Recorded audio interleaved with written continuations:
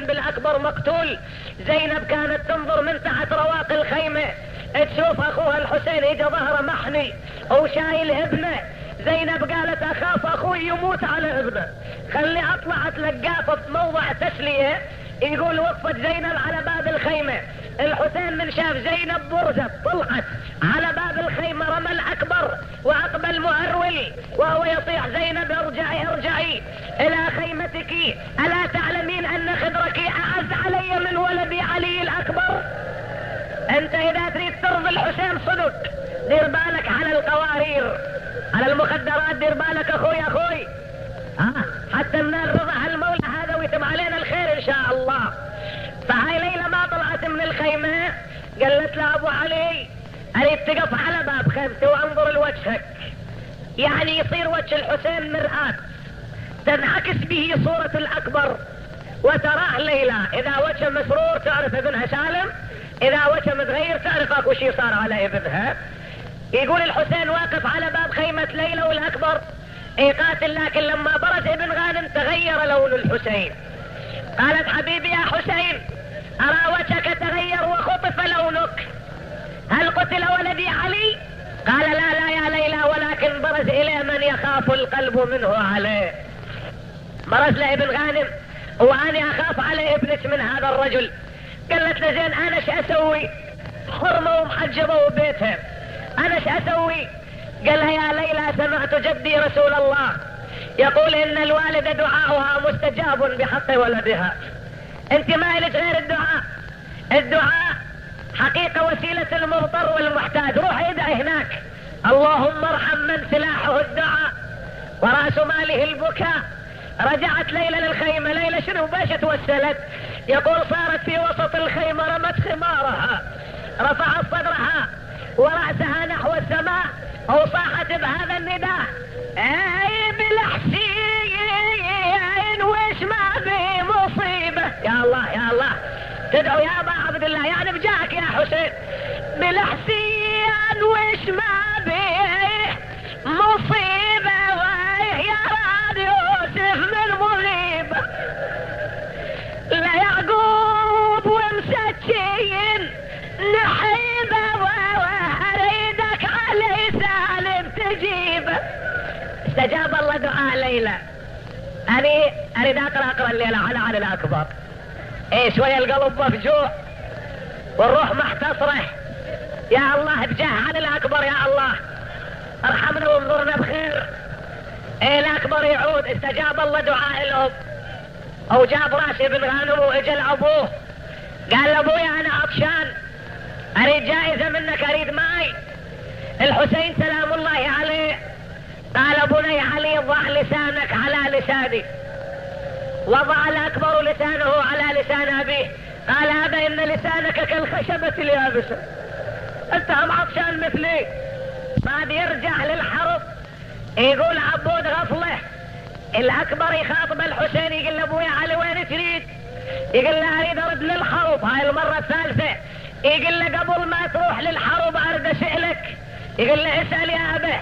يقول له مريت يا ابن على أمك وعمتك. أمك ليلى كانت تدعو لك وعمتك زينب. مريت يا ابن على أمك وعمتك، روح لها تحيا بشوفتك.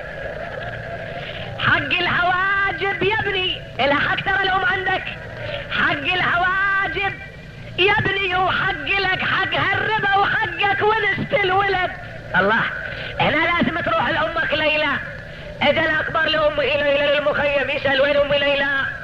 سكينة وين أم ليلى؟ تجيب ليلى، تجيب سكينة إلى خيمة ليلى. يدخل وجد أمه ليلى مغمى عليها. هاي ليلى بالوقت اللي كانت تدعو للأكبر قابضة على العمود الواسطي. يقولوا ما خفها غيبان، على أثر الدعاء ما خفها غيبان. شاف أمه مغمى عليها بعد ما يقدر يتعطل يمها حتى تفيق وكذا، لأن الجيش زحف على خيام أبي والحسين يصيح وغربتا. شاف ما أكو مجال اللي يتعطل يم أمه.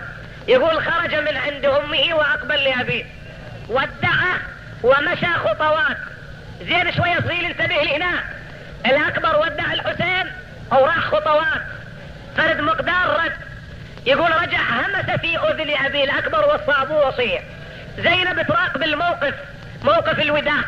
بعدين سئلت الحسين، قالت له ابو علي رأيت ولدك عليا اوصاك، شنو اللي قال لك؟ قالها زينب هذا علي كسر خاطري، لما مضى الى الحرب رجع الي وهو يقول ابا انا عندي وصية، لان كل مسلم عنده وصية لازم يوصي. انا هاي وصيتي ابا، اوصيك بامي ليلى تركتها مغمى عليها. شوف يا شاب، هذا الرجل المثالي العظيم وهذا الولد المحافظ على حقوق الوالدين في تلك الساعة يقول ابويا امي ما ودعتها وسلمت عليها لان خليتها مغمى، اوصيك بامي ليلى. فهاي ليلى بقي مغمى عليها. ايش وقت افاقت؟ اريد اختصر الموضوع. ايش وقت افاقت؟ افاقت ليلى بالوقت الذي عاد الحسين بالاكبر مقطع بالسيوف هربا. ايوه سيداه وعليا. عاد هنا الحسين اذا شوية منتبه لفرد كلمات. يقول الحسين من جاب الاكبر. اريد اسألكم سؤال، هالسؤال اوجهه لكم. ايش تصورون الاكبر وعزيز الحسين وانقتل؟ هو حماته موجودات، هو اخواته موجودات، هو امه موجودة وبنات عمامه موجودات. زين ايش راح يصير بكاء وعزاء ولطم ذاك اليوم؟ ها؟ على الاكبر. الحسين يجيب الاكبر يدخله بالخيمة، يشوف ماكو واحدة من النسوان طبت عليه، لا ام ليلى ولا عمته زينب ولا اخت سكينة. عجيب هذا شيء يلفت النظر ويلفت نظره ونظرك. ماكو واحدة من النسوان الطب. الحسين قاعد يبشم ابنه وحده، بهالاثناء طبت زينب لكن متنكرة والحضرة بصدرها. قالت له ابو علي اطلع من الخيمة وخل علي الاكبر. انت اطلع. قالها ليش زينب؟ قالت له النسوان واقفات على باب الخيمة يردني طبا وهبتك تمنعهن يا ابا عبد الله، يستحن منك يحتر منك. ليش؟ لان هاي اللي شاقة ثوبها وهاي الذابة خمارها والنساء بغير شعور. زينب تقول للحسين هالكلام. الحسين قالها زينب خلي النسوان يطبن على اي حال، انا مرد بشوية هنا على ابني. قالوا لا انا مرد اقعد للبكاء على ابني. لما اذن الحسين عليه السلام، لما اذن للنساء ودخلن دفعة واحدة، يقول اجت الام انحنت على ولدها. انا خلق تسمع على ابيات وياي. اجت لي على الغلي الاكبر. شلون اجت بالله؟ اجت لي على الغلي الاكبر يا ويلي واجبت عنده، تريد تشوف صاويبه وجرح الضهدة تشده، تريد تشوف صاويبه. اجت ام الولد ليلة صاخت وين زينب وين شو وياي تتشيله، عن الشمس خل سكنة تجيب همة تسيله، ويا عماته تعال جاي اجعدن هالولد وياي، بالله ويا علي بهداي اجعدن وخلني احط خد على خده. حطها والده تريد تخلي خدها على خد ابنها وتصبغ خدها بخده المصبوغ. عماته وخواته الكيل صاحن يوم علي الاكبر، روح الولد خلصانه ونجعد شلون ما نقدر، يلي لا ينتبه خافن وجروحه عليه تسعر. قال الصدق خلنا نايم لا تجعدنا، اخاف ان تنتلت منا الشمس والعطش وجروحه عليه من ينتبه شده. بالله لا تجعدنا. امتي تتصرف بابنها، ماك واحد لها حق. ترى الام اولى من غيرها، اولى من العمه ومن الاخت ومن كل واحد. بالله لا تجعدنا وبغد لنا يحتلوها. لما نشاف صاويبه ولما نجلب جروحه